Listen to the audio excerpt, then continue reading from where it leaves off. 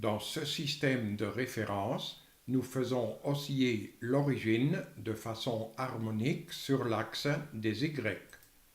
Cette oscillation harmonique crée cette onde qui se propage vers la droite à vitesse constante v.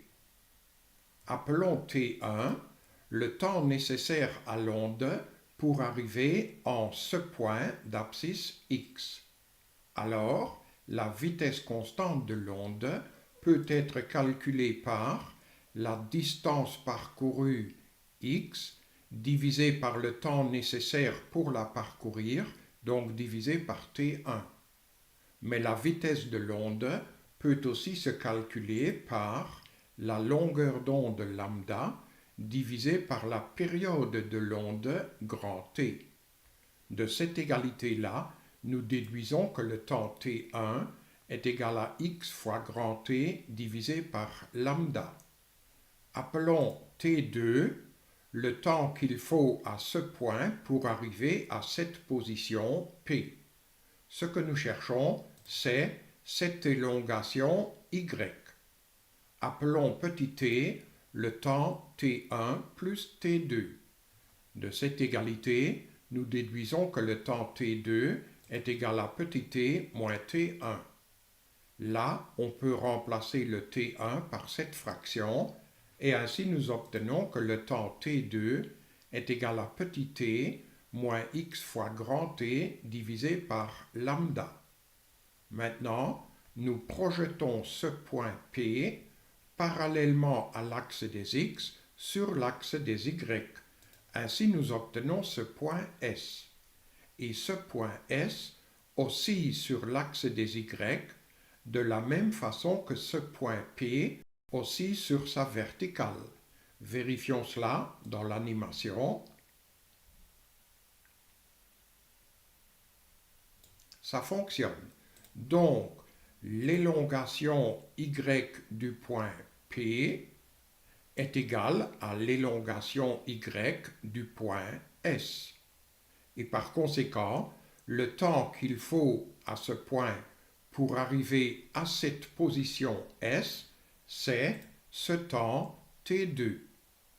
Maintenant, nous allons exprimer ces deux élongations en fonction du temps et en fonction de l'abscisse du point considéré.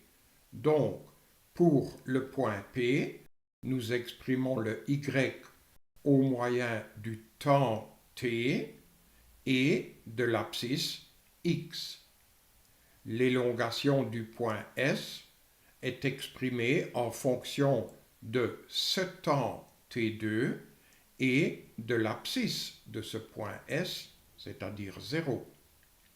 Mais comme cette oscillation de S sur l'axe des Y est harmonique, nous pouvons écrire ce Y de T2, 0, sous la forme A fois sinus de oméga fois le temps T2. Nous pouvons remplacer le oméga par 2pi sur grand T et le T2 par cette différence. Ainsi, comme élongation y du point P, nous obtenons ceci. A fois le sinus de 2pi sur grand T fois petit t moins x fois grand T sur lambda. Nous distribuons le 1 sur grand T sur ces parenthèses et ainsi nous obtenons cette formule d'onde qui exprime l'élongation d'un point P en fonction du temps t et de l'abscisse x de ce point P. Cette élongation y de tx se calcule par A, l'amplitude de l'onde, fois le sinus de 2pi fois le temps petit t, divisé par la période de l'onde, donc grand T, moins l'abscisse x du point, divisé par la longueur d'onde lambda.